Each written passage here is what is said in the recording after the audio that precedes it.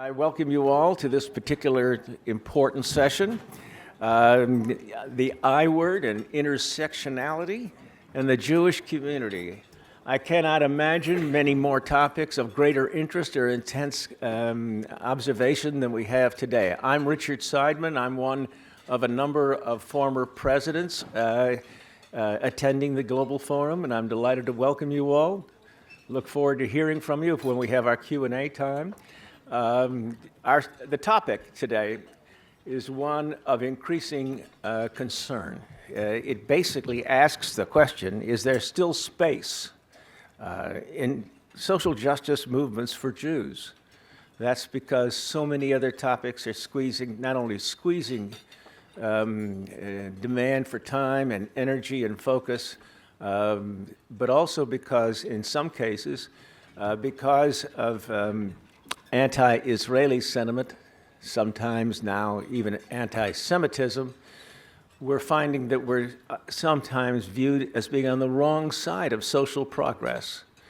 We know that's not true, but even to have such a suggestion arise when there is so much to be done in defense of the Jewish people, both here and abroad, that kind of stigma becomes increasingly a source of anxiety. So we have a very talented group here who will be discussing this topic with you. Let me just introduce them, please. We have Rabbi Angela Buchdahl. Please raise your hand, Angela, please. Thank you.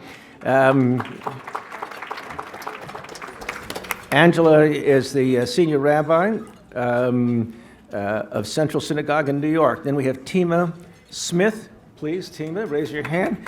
Tima is the Director of Community Engagement for Holy Blossom Temple in Toronto, Canada, our good neighbor to the north.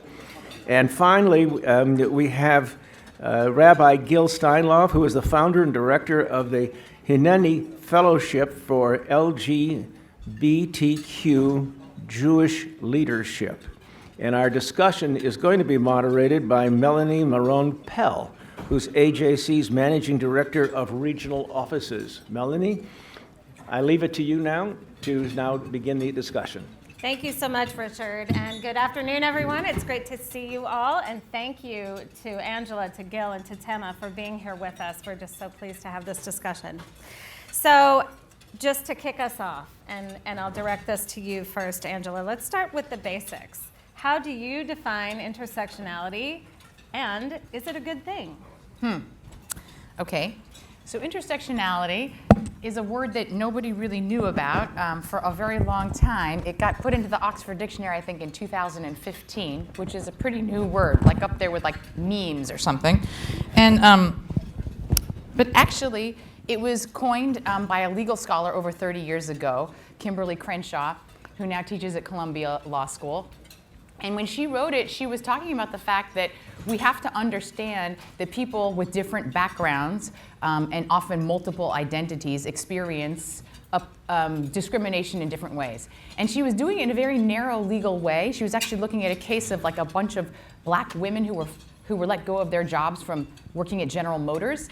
And there wasn't a category for them for discrimination because black men were not being fired in the same way, white women were not being fired in the same way. So she said you can't actually understand their experience of discrimination as just being black or just being a woman. They actually have a unique experience as black women. And so this understanding that power intersects in different ways with different identities, I think is not something that's particularly refutable.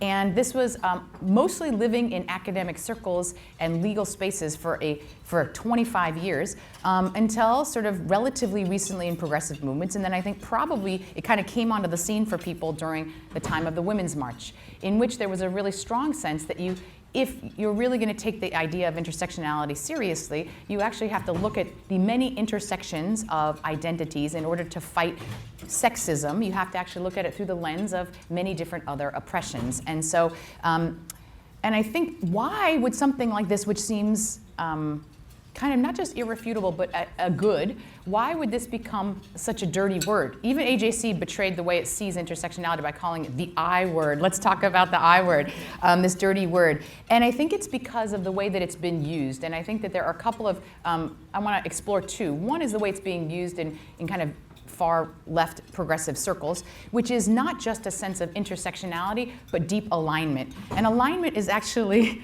exactly the opposite of the intent of intersectionality. Because if you think about two lines that intersect, where do they intersect? They intersect only at one point. If you're begging or requiring alignment, you actually are forcing people to align on every issue, when really intersectionality is about understanding that you actually only might have a pinch point in a few places, and that actually you're going to be different on a lot of other issues. And so what ended up happening is, to its extreme, were things where people would say, for example, the Chicago Dyke March, if you're going to be for feminism, then you also have to be pro-Palestinian and anti-Zionist, because this is another oppression, and so you have to be for this. And this is also why you've heard people from leaders like the Women's March, like Linda Sarsour, say you cannot be, she didn't exactly say you can't be a feminist and Zionist. She said you can't be a feminist and a Zionist if you're not willing to be very critical of Israel. So that's, I think, more fully what she said. But the sense that you actually have to be fighting all oppressions, or the ones that are all in these kind of protected categories. And so then there's a way that I think that the conservative movement has also read what intersectionality is, which I also just want to name. Ben Shapiro basically says it's the conspiracy of victimization, and essentially where your opinion is valued depending on how many categories of victimhood that you fall under, in which case essentially the bottom of the totem pole would be, the most hateable person around, which is the white male. So this is sort of the way that I think conservatives feel, white straight male, I should say. and there's a real sense, Andrew Sullivan also wrote an article about this in 2017, in which he said that intersectionality has become a kind of religion on the left, and that the original sin of this religion is the differential of power structures between identity groups. And so you have to confess. And confess means basically check your white privilege at the door. So a sense that you always have to be mindful of whatever these power differentials and things are. So I say this all to give a very brief kind of thumbnail sketch. You've probably heard of some of these pieces of intersectionality at some point, but there's really this sort of legal definition which has been around, which I think is not particularly controversial, and actually I think we should still be grappling with. Most definitely. There's sort of the way that it's being used as alignment, in which people are being forced to take all these oppression categories and kind of meld them together, and in some ways, instead of about dealing with the complexity of identities, it ends up becoming something in which you have to choose all or nothing, and it's a way of keeping people out. And then I think the last is the way that the conservative movement feels very deeply threatened by the fact that they think intersectionality, conservative political movement, not conservative Jews, that it's about inverting the pyramid and putting people who are non-white and most oppressed on top. And I would say that I don't think that that's a fair characterization. I think what it's actually trying to do is get rid of the pyramid altogether and really try to understand, how do we break down the inherent systemic power structures that have continue to put some people on top at the expense of others? And is there some way we can think about how we remedy some of those reasons that put some people in more oppressed categories than others, and continue the discrimination that we still see in America? Thank you. Yes, please. And I thank you, first of all. So, very helpful. Gil, go ahead. Good afternoon, everyone. I almost said good morning. I have something of a different take on the concept of intersectionality that I wanted to share. I actually agree with everything you just said, Angela. However, I see something critically important that we as Jews have to recognize if we're going to move forward in a world where intersectionality is a very important factor. I would argue that the very essence, the essential message of Torah, of Judaism, is intersectionality. I would argue that if you go across the board, everything from Ve'ahavta l're'echa kamocha, you shall love your neighbor as yourself, to look at the arc of the narrative, particularly in the book of Genesis, where you have this system of power and oppression in the ancient world, and somehow the younger child overcomes the power and oppression in this system. That is a message that develops over and over and over again, that the Jewish people, by virtue of our collective memory, our narrative, our history, we have an obligation to understand ourselves as the people of intersectionality. We literally are that. We have crossed cultures, we have crossed civilizations, we have crossed all kinds of oppressions and persecutions through centuries. Look at the Pesach Seder. Look at what we're supposed to do at the Pesach Seder. We are supposed to identify as having been slaves in Mitzrayim. All of those features, that's a pedagogic ritual, the Seder. That is there to get us to the point where we have this deep empathy with those who are enslaved. But I would say that there is something very critical, and this is why I think this is so important for us to own this as the Jewish community, is that unlike many who have warped and distorted intersectionality into a weapon, the essential wisdom of Judaism and of Torah has always been, yes, we were slaves. Yes, we have been persecuted. Yes, we have suffered, but we are not supposed to be the victims of history. We are not here to react against the world as if we are the victims and be angry and reactive and violent and oppressive ourselves. That is not what the purpose of Torah is among our people. So in fact, we're here to teach the world what intersectionality really means. If you really want to know what it means, you got to look at the Torah. And I think that that's so important for us to recognize when we think about what is our relationship to this issue. You know what? I think it's a wonderful thing that groups around the world now are finding intersectionality. They're learning Torah. They're beginning to understand what the Torah is trying to teach about how all of humanity intersects, and how there's a wisdom to be gleaned from that history of suffering and oppression. And the fact that there are those who then distort it into a victim script and use it as a weapon to otherify people, that doesn't mean that intersectionality itself is a bad word. It doesn't mean that the concepts that underlie intersectionality are evil. Quite the contrary. It's a good thing, it's an important thing, and it's a fundamentally Jewish thing, and that's our job now, I think, is to teach the world that. Thank you. Thank you, Bill. And Tema, of course, please. Yes. I'd just like to add one piece to what I think has been some very fabulous exposition here. And I want to go back to Crenshaw for a second. So, just as a word of biography, I learned about intersectionality as a student of critical theory in the early 2000s. This was very much the paradigm in which we were operating when we were talking about systems and structures and things like that.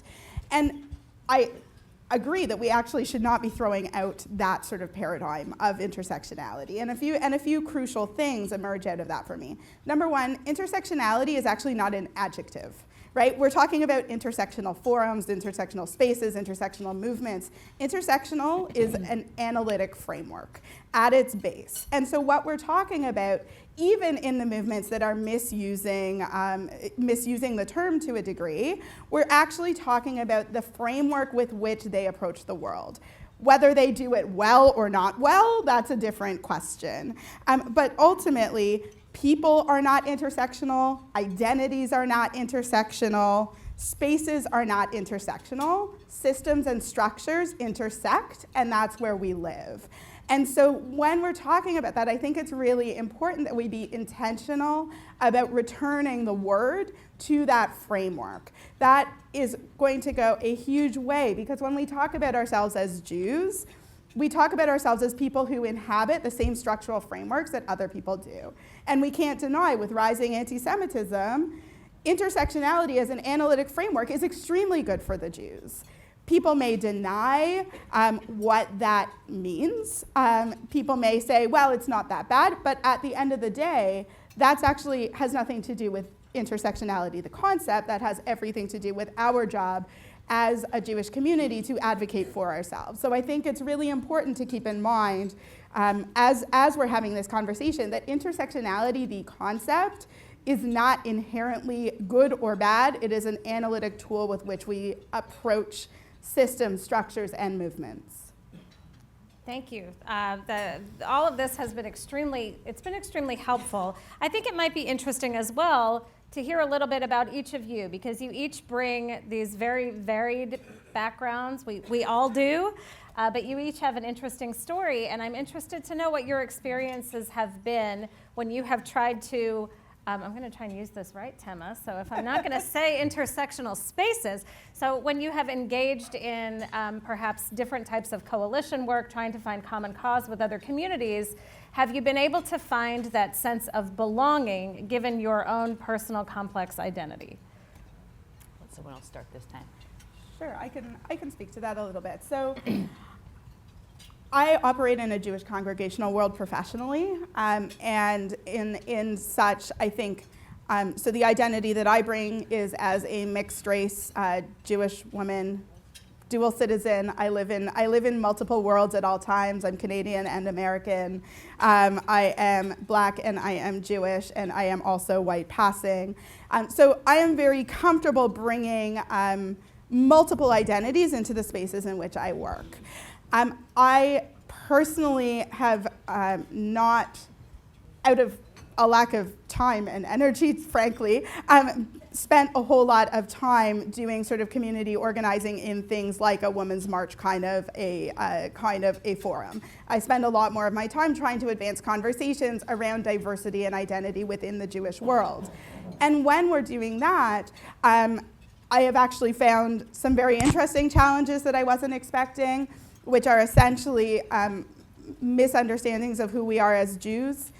People saying, you know, there's no such thing as a Black Jew or a white Jew or an Asian Jew, we're just all Jews, which I think is actually fundamentally misunderstanding the concept of intersectionality. Because when I walk through the world, or when my brother who is darker skinned than me walks through the world, my brother is walking through the world as a visibly Black Jew. And so, you know, trying to build understanding around that within our Jewish communal spaces has been my large focus.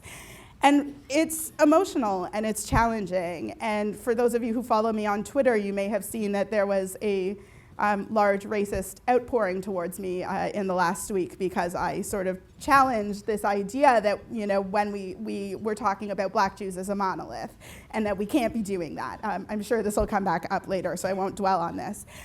But for me, those are the spaces in which I'm really trying to build coalition, really trying to build education moving forward, because I think when we as a community grapple with some of those issues, it's going to help us in all of the other movements that we want to invest in. We can't, you know what, you can't, what's the saying, that you have to have your own house in order before you try and fix someone else's. So that's sort of the world that I operate in and the lens that I operate through.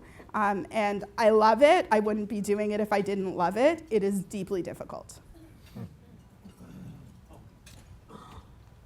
So I had a rather interesting experience coming out at the age of 45 as gay, and I was the senior rabbi of a large conservative congregation here in Washington. And I went from being a white male enjoying all of the privileges of white malehood, straight white malehood, in that role as a community leader, to suddenly being somebody very different than the norm, than the conventional. And my story of coming out was a wonderful success story in terms of the Jewish community. I was embraced lovingly by my congregation, Addis Israel. They couldn't have been more wonderful. And it's a real statement about how far the Jewish community has come on this particular issue, the progressive Jewish community, I should say, on this issue. That being said, I became acutely aware all of a sudden of how I was at odds with a congregation and a community that is largely heteronormative. And that was fascinating to me. And I'll give you a couple of examples of what led me to eventually be on the path that I'm on right now. I began to write op-ed pieces that were about LGBTQ issues. I began to simply discuss LGBTQ issues casually. There was one time when I was at Kiddush talking to somebody who was on the board of my congregation, a lovely, huge supporter. And this was just during the marriage equality period at the Supreme Court. And I was talking about this woman named Kim Davis, who lived in somewhere in the South, who was. That would be Kentucky, where Yeah, I we live. can oh, okay. Sorry, everybody. I'm so sorry, Melanie. She was preventing marriages, and I was basically talking about how that was really tragic and really disturbing. And this member of my board was very supportive, and then suddenly he leaned into me and he said, "Let me give you a piece of advice, Rabbi." And whenever a congregant says to a rabbi, "Let me give you a piece of advice," you know, uh-oh, brace yourself. So totally lovingly, he said, "I totally appreciate that this is an issue that's really, really important to you, but just remember to also talk about Jewish things as well." Now, this is one of those times when you're in, like, somebody says something and you wish you had said something afterward. This is the time I actually said the right thing in the moment. I said, I so appreciate what you're saying. I get it, but I do take umbrage at it. I said, because as a Jew and as a rabbi, my Torah teaches me to call out injustice when I see it happening. That's where my Judaism leads me. Yes, I'm gay, so I'm going to notice this kind of thing. But I'm speaking as a Jew here. And these kind of experiences led me to really begin to understand what it means suddenly to be marginalized when I wasn't before. Even when people would say things to me really, really well-meaning, they would say things like, "Rabbi, so you're gay. I don't care." Some of my best friends are gay. Exactly. Like, I don't care at all. You're my rabbi. We love you. I don't care that you're gay. I don't care. And I learned to eventually say, I really, really appreciate that, but actually I do care. I do care. And I hope that you would too. Because actually it's really good for the community to have somebody different in a position of leadership. And that's what led me to create something called the Hineni Fellowship for LGBTQ Jewish Leadership, because as much as the Jewish community has thrown open the doors to LGBTQ, I sort of call it heterosplaining, where the Jewish community says, "We're welcoming, we love LGBTQ," and that's great, but have you asked us? And sometimes it's not as obvious. And it's not necessarily for the heteronormative community to declare that it's welcoming. It's for the LGBTQ Jews to be able to have a seat at the table, to sit on the boards, to be the philanthropists and the people who are the change makers within the Jewish community, whose voices and whose unique perspective is heard. And I would argue that, and this is where the intersection really happens. I'm arguing on behalf of LGBTQ, but I'm really arguing on behalf of many different marginalized groups within the Jewish community. Because if you have one group, then you begin to realize the importance of having other groups at the table. And by and large, whenever I go to Jewish gatherings, I see almost entirely, white people, white straight people, and that's it. And that needs to change if we're going to really evolve as a Jewish community. So that's my story. I'll let you take it from there. Beautiful.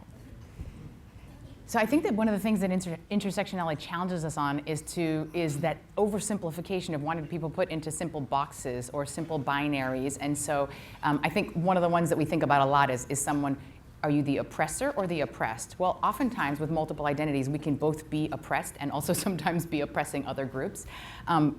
For me, it was often that, like, are you Korean or are you Jewish? Well, no, I'm both. But so you're half? Well, no, I'm actually 100% Jewish, and I'm also fully Korean. Thank you very much. So it's people, but it's very hard. And one of the things that would happen to me a lot growing up in the Jewish community and in a generation where there were virtually no Jews of color that I saw, not just in my synagogue or in my Jewish camp or in my youth group, or but in any Jewish publication ever. And so it was always very challenging. I got a gazillion questions all the time about how I could really be Jewish and look the way I looked. And I just kind of powered through, I guess. And and interestingly, my sister, who had almost the exact same experiences than I did, very different personality, she's basically distanced herself from the Jewish community because just found it was exhausting to do that all the time. And I would say that what was interesting for me was as I got more visibly involved in the Jewish community, was doing more in front of others, took on positions of leadership. I remember in college, one of my friends, after I led High Holiday Services, I was the cantor for High Holiday Services in college, that one of my friends said, you know, Angela, you just look Jewish to me now. And I think she meant that as a compliment. So seriously, she was like, you look Jewish now. But I understood it as that she really didn't see me as Korean anymore. And I was like, why does it have to be these kind of competing identities? Why can't these be seen as a whole in some way? And that's part of what I want to push us to think about with intersectionality. I also want to say that it's not just about identities. A lot about intersectionality is about who holds power, and that is a different framework. So I just want to share one thing that was very interesting for me. It was the Women's March made a really concerted effort in this sort of second go-around to bring in Jewish women of color, as you probably know. And they had a crew of very involved Jewish women of color. And anyway, and I am arguably in the most visible position as a congregational rabbi of any Jew of color that's a woman, period. I lead the largest congregation in New York, and I am the first woman to lead a large congregation of this size, and I wasn't invited to be even a part of the group. And so it was very interesting for me because what happened is when I took on a position of a mainstream, large, moneyed Reform congregation, I, as a Korean Jewish female, suddenly became the man. I'm not kidding. And so because you realize that this is not just about an identity, this is about power and positions of power. And so like, forget about the fact that I think strategically that's a problem, because actually you should be pulling in people who have different positions of power. But I also understand that this is sort of the complicated nature of trying to figure out if this is actually a framework to try to understand who's still suffering from discrimination and oppression in some ways. That has to be a part of the calculus. It's not just what we look like. The last piece that I would just share is that I think that for me, maybe on this panel, I most visibly wear my intersectionality on my face, even if, Tema, I'm not using that word right.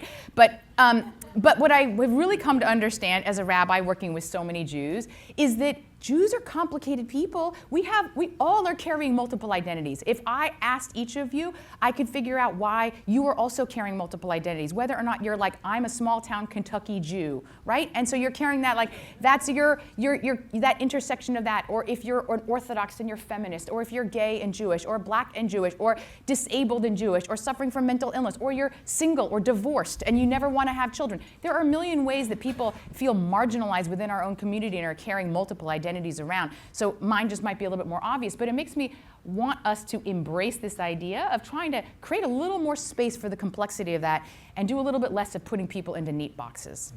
So, thank you.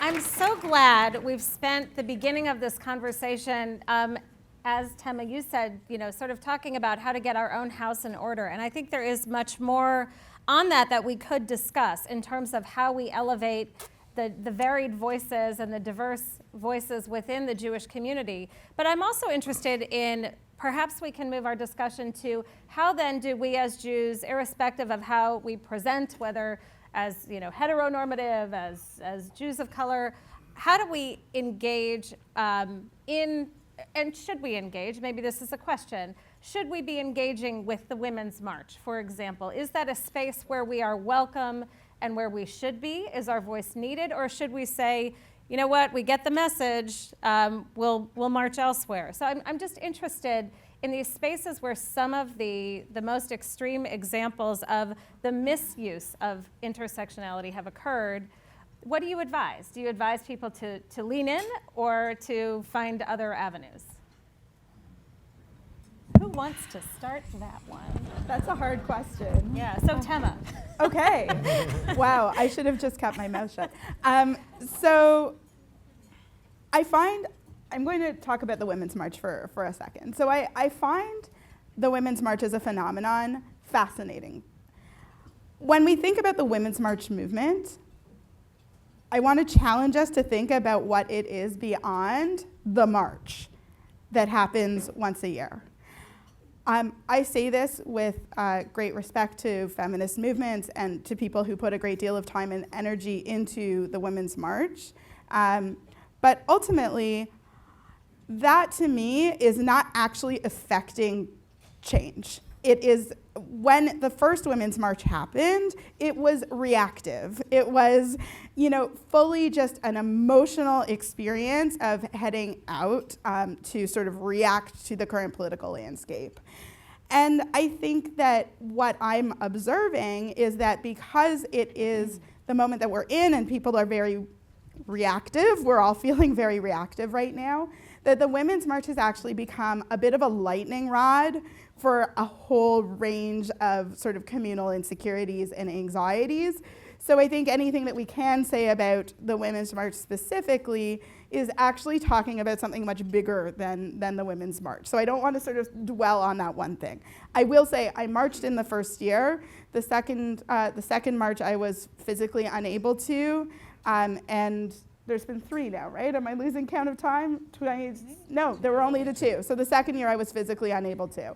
Wow, has it really only been 2 years? I think, when I look at spaces like that, I think that there actually is opportunity for dialogue. I think that we have a great challenge as a Jewish community because, and I'm sure this will probably come up again in this conversation, but I'll just name it now, Zionism, that we have a unique challenge walking into spaces like that as people who believe in the right of the state of Israel to exist, that we want to walk in as Jews for whom that is important to our personal identity into spaces that aren't necessarily about Israel and know that people agree with us on Israel.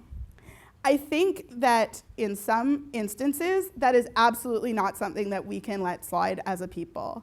In other instances, does it really matter if we're working to quell gun violence if the person that we're working with believes that Israel has a right to exist? I don't know that it is, because the task at hand is actually, I'm sure there's many things that they believe in that I disagree with, other than that for them are non-negotiable. When it comes to these sort of broad stroke social movements that are looking like the Women's March, that are coming to symbolize everyone's emotional anxieties about the time that we're in, that becomes a lightning rod for something like this question of anti-Semitism, anti-Zionism, the Jewish community, and so on. They made many, many, many deeply painful missteps. As a woman who is Black and Jewish, calling Farrakhan the GOAT is one of the most deeply damaging things that they could do, because the man is not a progressive, the man is not a feminist, the man is an anti-Semite, he is a hate monger. There is nothing about him that aligns with anything that the Women's March stands for, just to be very clear on that. And so what I am seeing, though, is that these issues are tearing apart the ability to actually enter into the conversation and say, whoa, whoa, whoa, whoa, whoa, what is this about? And actually work through some of these challenging dialogues. That wasn't the most coherent answer, but I hope that you follow me on that. And so for me, what I try to do is say, okay, like, what litmus test am I bringing to this space? If I don't want a litmus test applied to me, what litmus test am I applying? And is this a place where this is 100% non-negotiable and we can't work together? In which case, you know what? That's fine. We're not the right allies for this. Is it a place where actually our disagreement on matter X doesn't actually really impact this? Well, then let's just not talk about that. And maybe as we build an alliance over the thing we're working on, we can actually have that hard conversation later.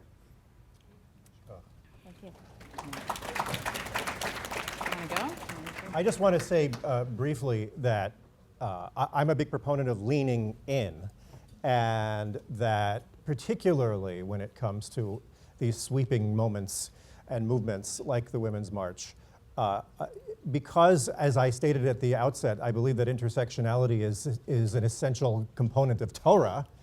I believe that the Jewish community in particular needs to own the issue. And therefore, we need to be present as Jews in these spaces, and very proudly as Jews in these spaces, upholding the values that ostensibly these kinds of movements are espousing when they are the right kinds of values that are progressing the world forward in the way that is consonant with our values. We have an obligation because we are Jews, I believe, to be there. I'm a big believer in the idea that the purpose of Torah in many ways is to train each and every one of us to be moral leaders and to have the courage to step up, to lean in and be present, and to make sure that the conversation doesn't further distort into bigotry, hatred, racism, and anti-Semitism, and other hatreds as well. So I'm going to share something that makes me feel a little bit vulnerable, which is that I'm definitely in progress in terms of where I am on this, and my thinking has evolved. So when the first Women's March came, I was already familiar with Linda Sarsour and was uncomfortable with some of the things she'd said about Israel, did not feel comfortable also with, I think it was a very clear anti-Trump march, which, I'm not talking about my own political views, just whether or not Central Synagogue should be marching as a synagogue. So ultimately we decided we were not going to the Women's March as a synagogue. We'd encourage people who their own conscience and interest would go.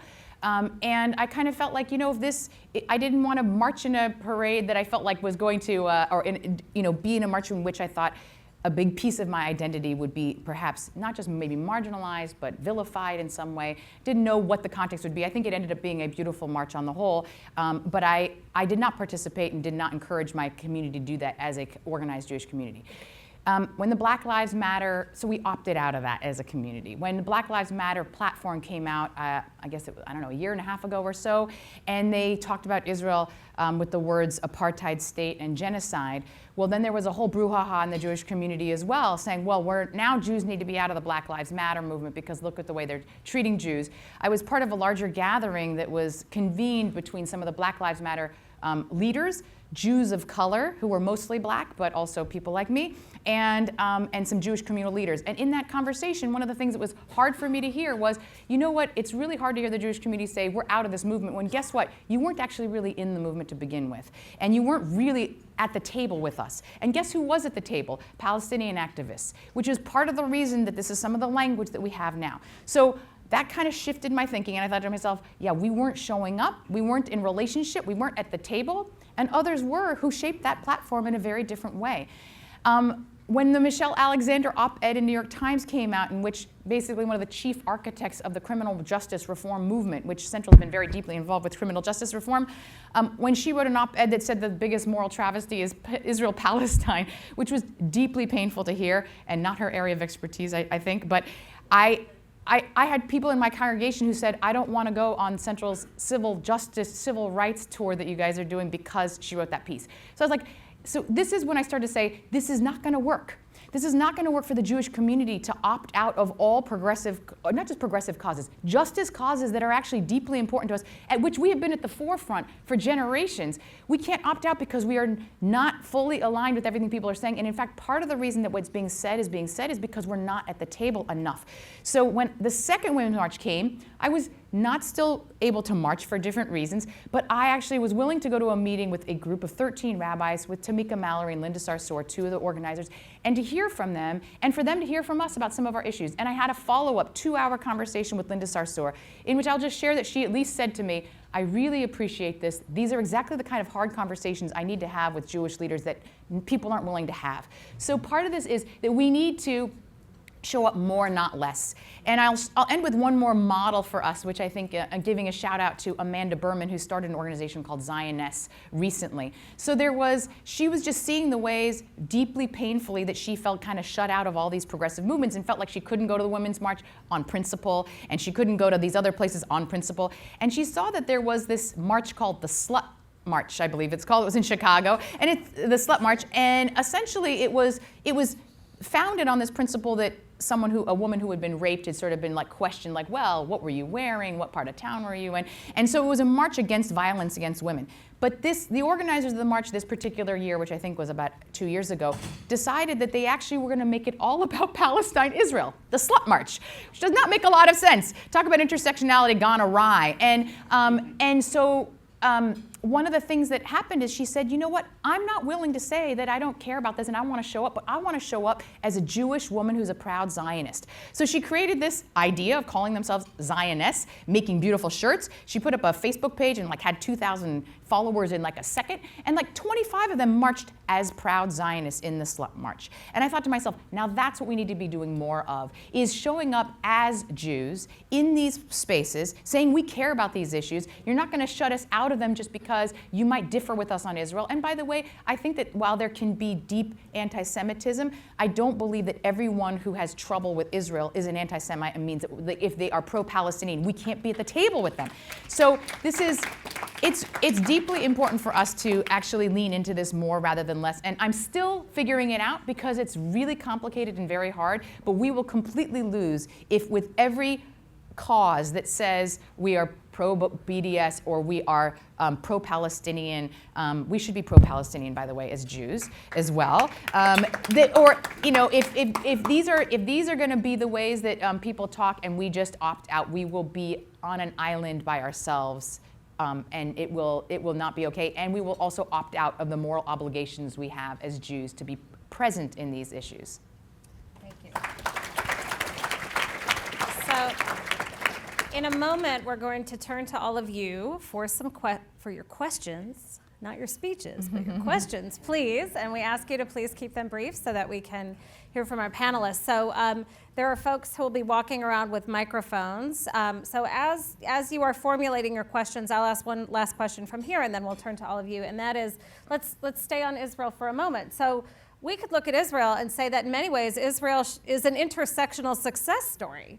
Right? Like, I was there a few weeks ago. It's incredibly diverse. It's incredibly vibrant. People are coexisting. People have multiple identities that are both visible and not so visible, but you're just aware of the complexity as you walk around.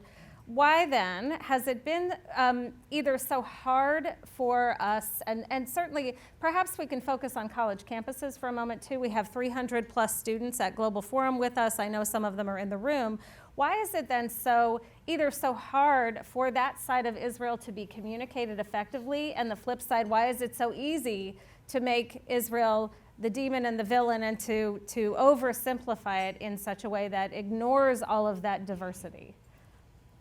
I think one of the fascinating aspects of being Jewish in the 21st century is that we are perceived simultaneously as the oppressor, but we understand also that we are the victim.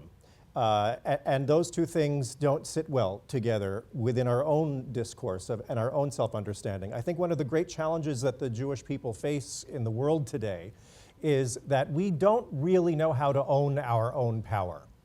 We don't know how to acknowledge what it means to be as powerful as we are.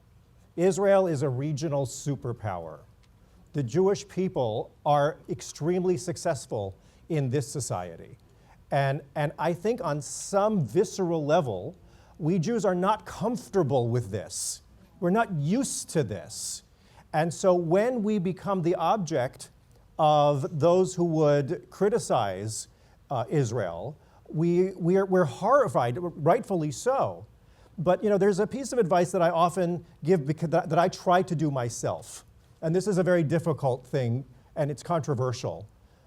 Believe it or not, as a congregational rabbi, I've got a lot of people who sometimes don't like what I say or do. And instead of reacting defensively, I take a moment, I take a breath, I go inside, and I ask myself the following question: could they be right? And I have to see if I can find it somewhere, because they might be right. And I think, so I'm turning this question into sort of a self-reflective one for us as the Jewish community. To what extent are we able to acknowledge that in the Jewish state there are abuses of power? To what extent are we able to own that? To what extent are we able to express empathy with the plight of the Palestinians without feeling like doing that in a way somehow invalidates our pro-Israel stance and our love of Israel and our support of Israel? How can we own it I think that that's what we're afraid to do. And I think that when we go into these spaces where people are critical of Israel, we will never be heard if we immediately just try to arm ourselves with all of the facts to throw at people about why they heard us first. That's never going to get us anywhere. Actually, the correct, the healing way to do this is to always begin by saying, yes, what's happening to the Palestinians is horrible. And we have to do something about that. Then you have everybody's ear. Then the conversation can actually happen after that. Because you know what? It's true. They could be right. In fact, I think they are right. That doesn't mean that, there are many people who are not happy with the direction that the government in this country is going. It doesn't mean that America is an evil society. The same thing is true for Israel. And that we can own that. And I also believe that as Americans, we have an obligation to speak out, and this is another thing that I get a lot of pushback for. We have an obligation to speak out when we think that the state of Israel is crossing a moral line. When the state of Israel does something that is unjust. We have an obligation. Why? Because we're Jews. Not because, and I understand all the counter arguments that those of us who are Americans or Canadians are living without sending our kids to the front lines and to the military. I understand all of those arguments. We're not living where the bombs are falling. I get it. But at the same time, we have that obligation to speak out. That's what moral leadership is. I think that's what our very religious tradition is trying to get us to play in that role. I think that's how we do it, with compassion, with the ability to listen, and the ability to speak our truth.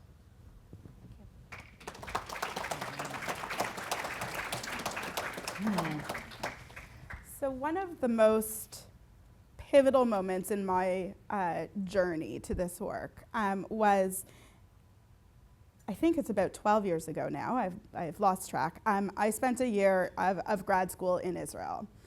And I was living in Jerusalem in what turned out to be over the Green Line, which was a really big surprise to me, like naive Canadian who's going to the university and then all of a sudden finds out from some more active people that technically what I was living in was a settlement.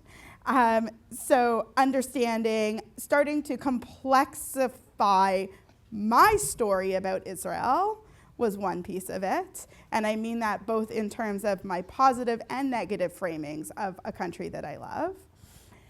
And also participating in some, I think, of the sort of moral leadership going on with American Jewish thought leaders by participating in an Encounter trip. So Encounter is an organization that brings the people who are there studying on leadership years or graduate school, rabbinical school years into hard dialogue with Palestinian peacemakers. And I remember vividly at dinner, I was speaking to a woman who I hadn't yet spoken to through the 2-day trip, a Palestinian woman, and she told me that she did not think Israel had a right to exist. And, me, North American Jewish woman, was ready to yell. But we weren't allowed to do that on this trip. We had to sit with hard truths of other people. And so I sat there, and I listened, and I said, "Can you explain this to me?" And she told me her story. She told me what her family had lost. She told me what her family wanted to regain. And it was heartbreaking. We all come from stories, I think as a Jewish community, we can all agree that we also come from stories of loss. We come from stories of displacement, of homelessness. And also, as for myself, coming from also the legacy of chattel slavery. Those are stories of loss, of displacement, of not having a home. And being able to sit with that truth alongside my feeling of rootedness and being at home in Jerusalem. This was towards the end of my year there. I was preparing to go home. It was actually the year that pivoted me into Jewish communal leadership. It still breaks my heart to this day, recognizing that what was making a home for me, a spiritual and sort of a spiritual home, I guess, in many ways for me. I felt very rooted by the history of feeling, that many years of Judaism in that place. Actually came at a cost to someone else. And let's be real, that's human history. There is no human history. It's just fresh. And so I think until each and every one of us can sit and hear somebody say that and not yell at them or not tell them the 2,000 years that we were without a home and not launch into that story of that's our very real trauma and homelessness, we're not actually going to be able to advance these conversations. Because you know what? So for those of you who follow Canadian politics, the report on the missing and murdered Indigenous women is coming out today. The estimate from the leaked report was that 4,000 women have been missing or have gone missing or been murdered. I live with that every day. I am part of a country that allowed that to happen. It's no different being Jewish, right? This is a triumph for us that came at a loss to someone else. We have to be able to hear that. That is the history of civilization. There is nobody who is immune from their story impacting someone else. And so that, I think, is our job as people who want to engage in dialogue, to be able to not be on the defensive, even for 2 minutes, even for 30 seconds. Because 30 seconds turns into a minute, turns into 10 minutes, turns into a conversation that 12 years later I'm sharing with you.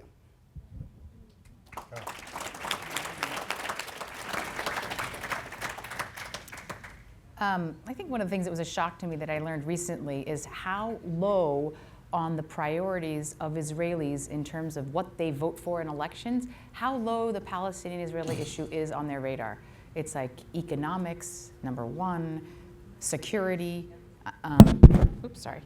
economics, security, and then education, then like way down the list is Israel-Palestine. And I think that especially because they're living kind of with a generally speaking status quo secure place, it's just not at the top of their list. And this I learned, by the way, from the AJC. And so I think that it's very different because I think when you're across the ocean, what you hear all the time in the news, and especially on college campuses, what is just talked about a lot is the issue of the oppression of the Palestinians and I don't want to get into a whole conversation about, like, obviously the context of all this is a very educated group, we know this, but I also think that having also gone into the West Bank for many days to actually meet with people, once you are witness to their story, there's no way you can't like live with that. And so then when you want to get to some of the incredible, amazing, miraculous things that Israel has done, in some ways, when it's brought up, especially when someone says like, well, we're going to attack Israel, and you say, but you know, they're amazing with gay people. You should see how welcoming they are. Out of the whole Middle East, it's the best place to be. All true. But you can understand a little bit why people feel like, well, that's pink washing, as they say, which is an unfair thing. Because it's true, and they should. But people kind of say you're kind of missing the big elephant in the room if you're saying that they. And I think that I can hold, and I think most Jews can hold, this sense of being able to be really deeply proud of the miraculous things and the many democratic and civil advancements and technological advancements, and even the fact that people don't even realize that Israel is more than 50% Jews of color, right? That's something we don't even think about. It's only 40% Ashkenazi Jewish now. It's we can all like think about that and hold that up as a model, and at the same time, I think until we address this issue, especially for young American Jews and just young Americans, period, it's like ignoring the enormous elephant in the room, and it kind of feels like the other stuff is just distracting from what feels like a much, much bigger issue than all the others. Thank you. Okay, so if you have a question, you do. Do you want to just sure. Thank you. I have a little bit of a difficult theoretical question. You've spoken a lot about this, I think, well-intentioned and basically correct modern framework of a commitment to respecting people's what we call their truths, their self-assessment of themselves and their situations, and listening to people rather than trying to think that we know all about them. But how do we reconcile that sometimes healing new-ish practice with the inescapable Abrahamic monotheistic commitment to understanding that there is a truth that exists as what it is independently of anybody's opinions about it? And what do we do when some people's truths are their belief that maybe it's okay to not be compassionate, or that it's okay to be unkind or to oppress people or commit human rights abuses or something like that? So how do we be good, loyal Jews and inhabit that obligation and reconcile it with our participation in sometimes promoting a very visceral sense of needing to respect everybody's truth. Why don't we actually, let's take a couple at once, please. Are you the only mic runner? Oh, okay, so let's take one over here. Yep.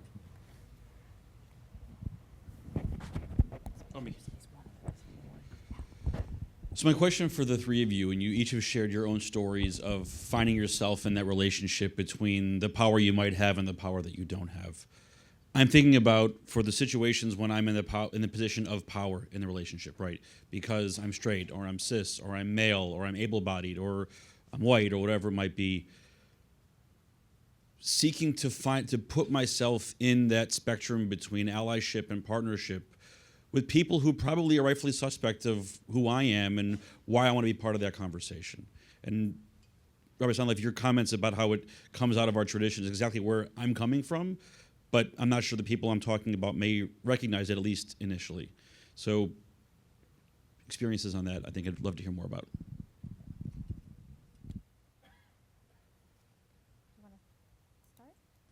you want to take one more question? Sure, or- let's take one more. and then- Okay, Angela gave a couple of great examples Wait. of models. here's the mic. Yep, thanks. Angela gave a couple of great examples of what we can do right, of where she went to the table. Stephanie Tubbs-Jones, I'm from Ohio, said if you're not at the table, you're on the menu. And I think your examples really show that. And so I would love to hear successes. You've done a great job. We know personally what the failures are when it doesn't work out right. I'd love to hear a couple of more examples about how we can do it right and how we can invite other people to join us in doing it properly.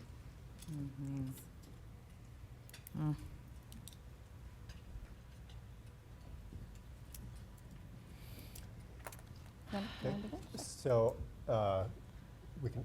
So I'll respond Answer to the. whichever you choose to answer. This is, They're all great questions. Yeah. I'll just say the question about the moral relativism is an important one.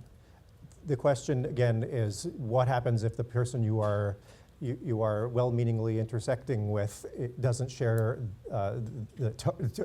for lack Torah values, if we can use that term here.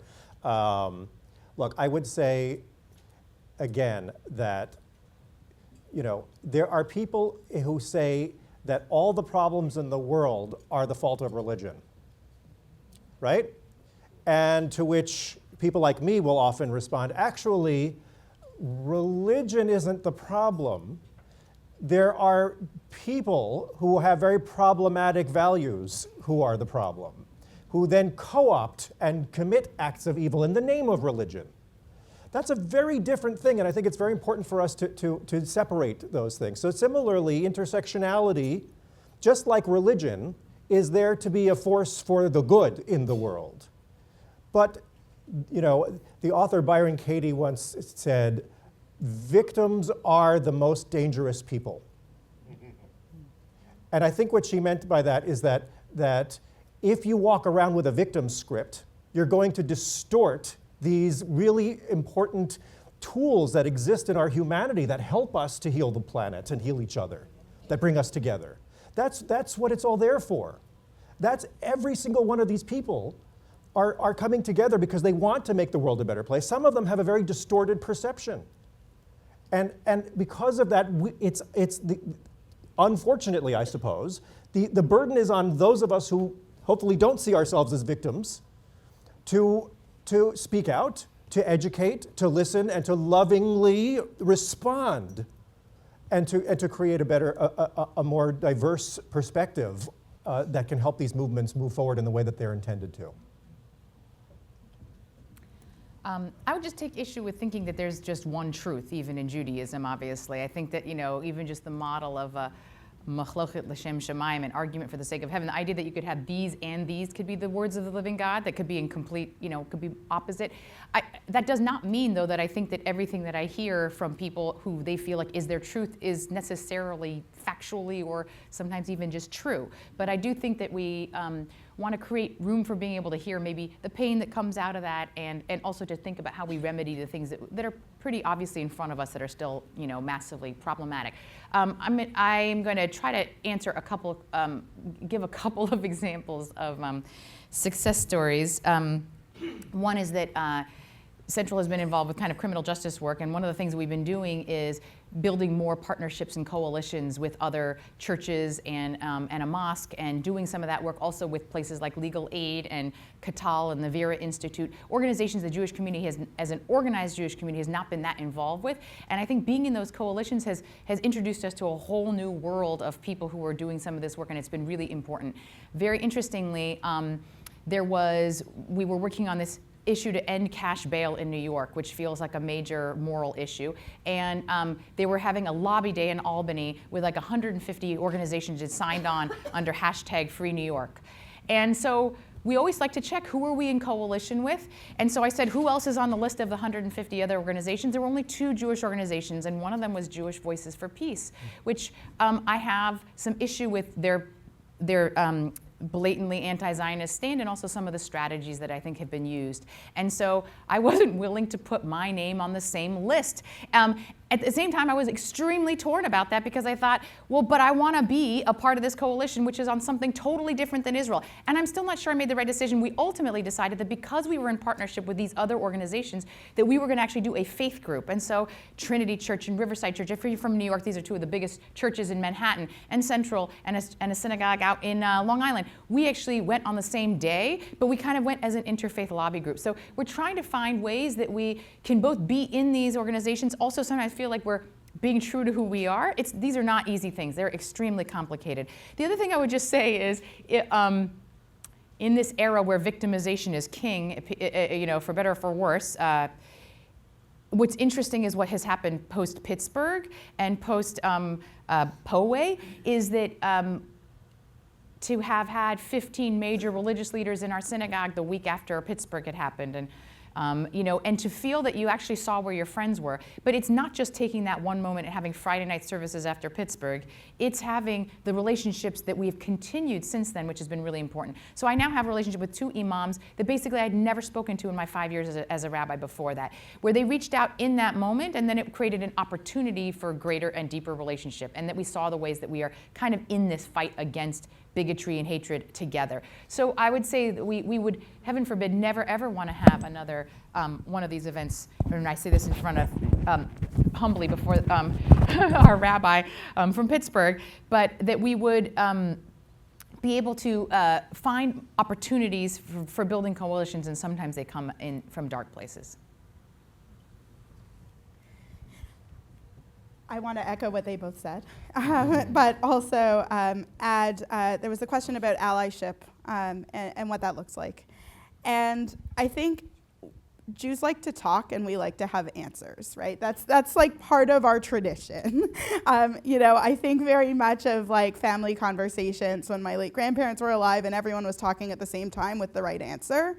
That doesn't work very well. I often laugh. My dad's family's Caribbean, and it's a very different way of talking at the same time and having the right answer. It's a very, very different sort of culture, and they're Bahamian, so it's its own little thing. And some of the conflict about ultimately what would turn into an argument was different communication styles. And so I spend a lot of time thinking about when we enter into spaces, how do we account for other people's communication styles? How do we account for our own investments in issues?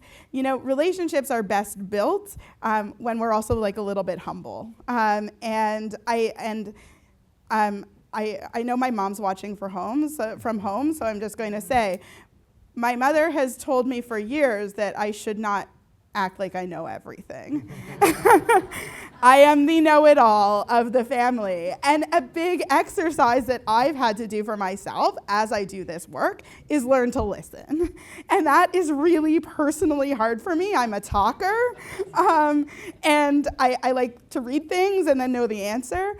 And so I try and apply that model to this idea of allyship, right? It's like we go into these spaces with the best intentions to advance these spaces. But sometimes we actually don't have the context, we don't have the framework, we don't have the answers.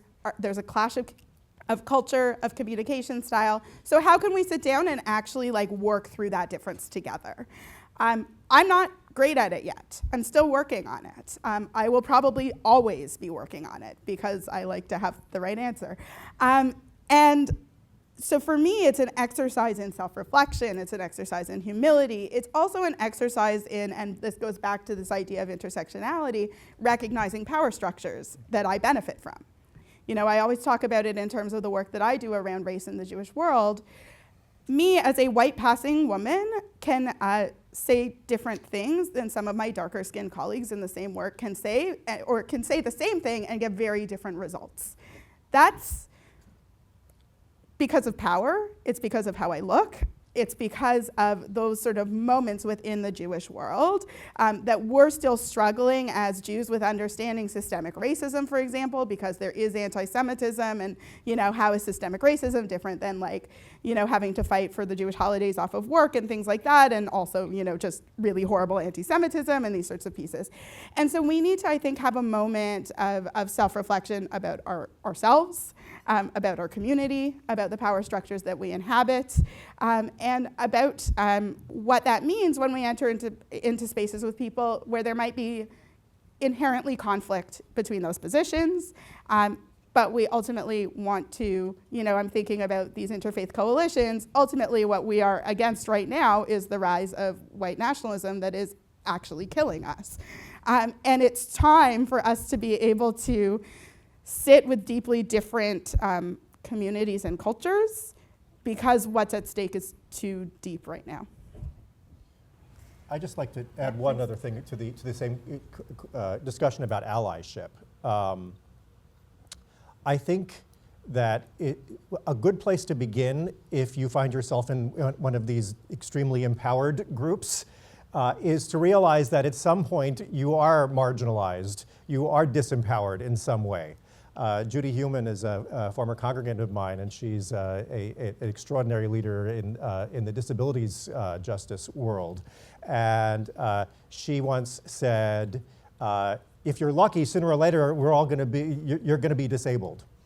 And I think that's an important thing to recognize, that in fact we all have these places where we can begin to find that humility and to live from that place, just like at the Pesach Seder, we were slaves.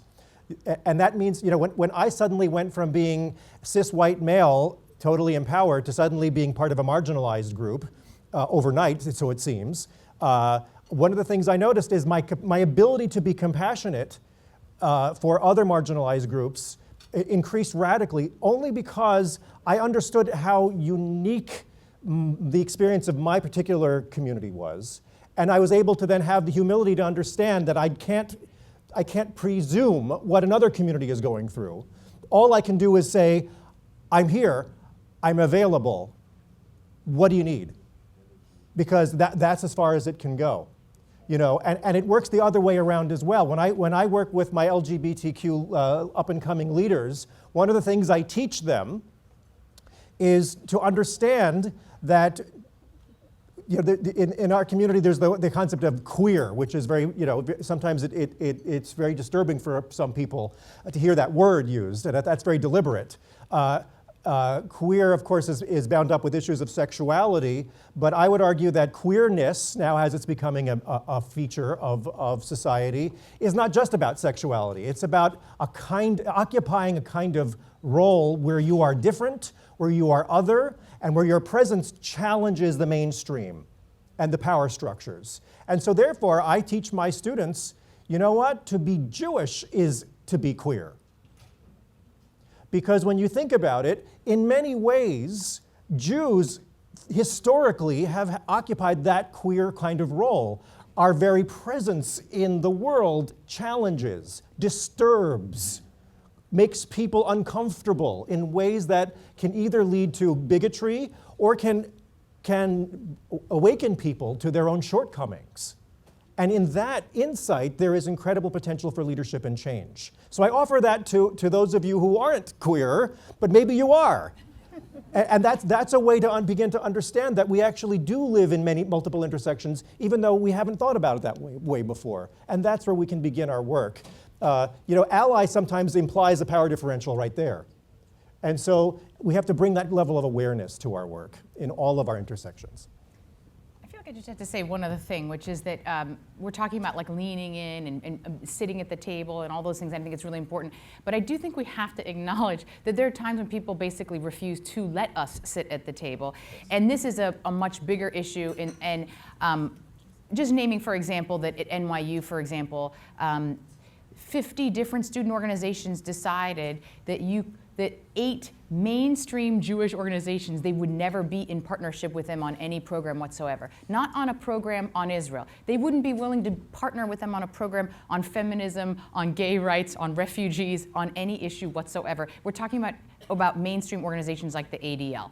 So this to me, this is just flat out anti-Semitism, and I think we need to call that out when it is that. Because that to me, it's not saying this is not even about a position. This is literally saying Jews who are part of any of these organizations are not allowed to be with us on any other issue. That is intersectionality gone awry, like horribly awry. So I just want to name that, like when we see that, we have to fight that as anti-Semitism, not fighting intersectionality. I don't think that's really what it is. I think we're fighting basic anti-Semitism that is unfortunately rearing its ugly head in lots of ways and sometimes hiding behind anti-Zionism.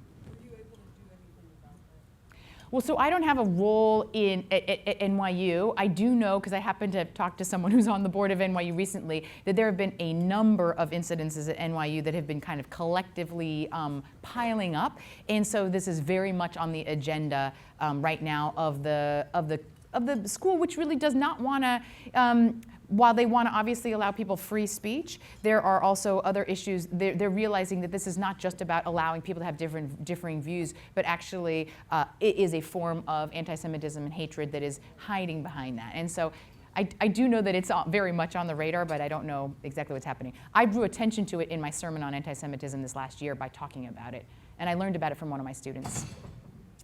So thank you, Angela. I think that will be the final word. I Okay. think we are at time, so thank you all.